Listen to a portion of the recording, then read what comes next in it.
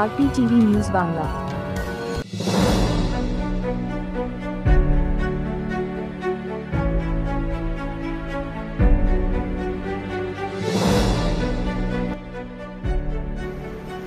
বেলা 4:30 নাগাদ দক্ষিণ 24 পরগনার সোনারপুর কামালগাছি পেপসি কোম্পানির অ্যামোনিয়া গ্যাসের ট্যাঙ্ক লিক হয়।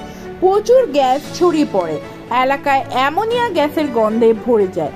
গেটের বাইরে দোকানদারেরা দোকান বন্ধ করে পালিয়ে যায়। কারখানার 2 জন শ্রমিক অসুস্থ হয়ে পড়ে, তাকে পাশে একটি বেসরকারি হাসপাতালে স্থানান্তরিত করা হয়। খবর পেয়ে ঘটনাস্থলে দমকল ছুটে আসে, সঙ্গে পুলিশও আসে।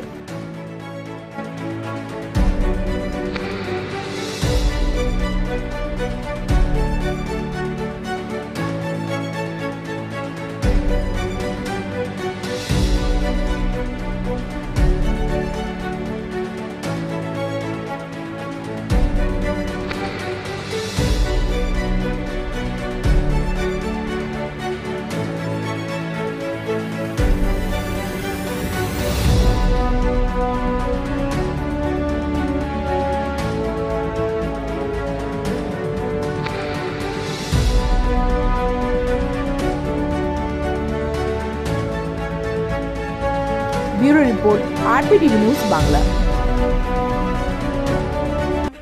RPTV News Bangla।